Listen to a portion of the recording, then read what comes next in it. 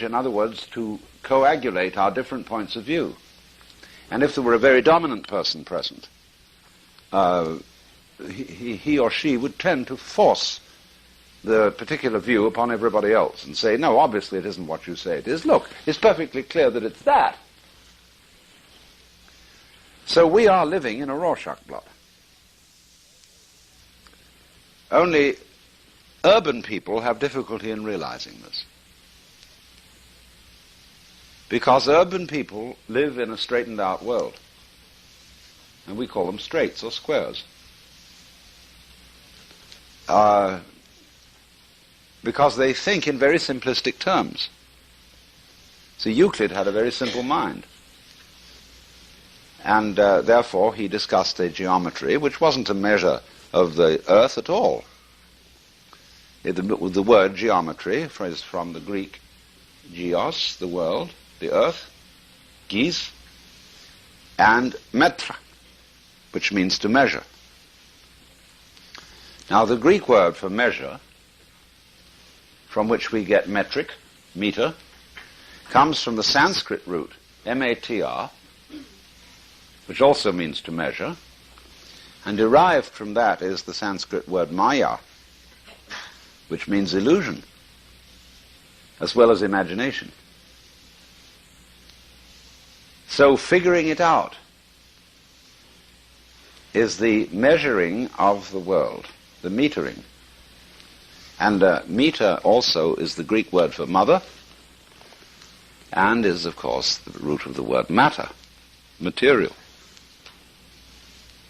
And so when we ask, does it matter, we are asking, does it measure up to anything?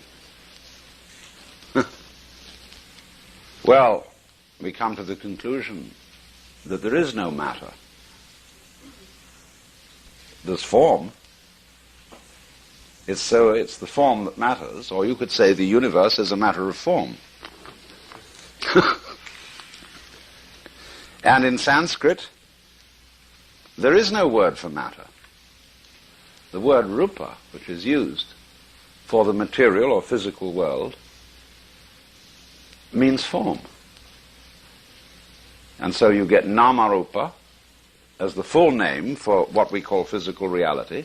Nama means name, rupa form, so it is named form. And so Lao Tzu, writing the Tao Te Ching, says, the nameless, or the no name, is the basis of heaven and earth. But the named is the mother of 10,000 things. So, in the sense then of this, you can understand the saying, in the beginning was the Word. All things were made by him, and without him was not anything made that was made. Because you don't get things until you start naming. Because then you point out on the universal Rorschach blot, this wiggle. What do you mean, this wiggle? Where does one wiggle begin and the other end? Well, this is a matter of arbitrary definition. Where does your head end and your neck begin? Here, here, here, here, here. Well, where is it? We know vaguely. But you can't be precise about it, because you can look at the head and the neck as continuous. You start here and say, well, it's all one thing up from here to here, see? Or you can start here and say, no, it's all one thing from here to here, etc. Because it's all arbitrary.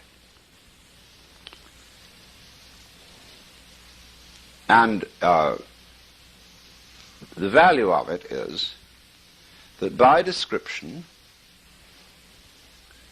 and by conventional decisions as to where to draw the line, we can communicate in language. And this is socially valuable. But we must not be deluded by what we're doing. Because if we do truly believe that the world is a lot of separate things, we believe that we can take them apart and have this without that.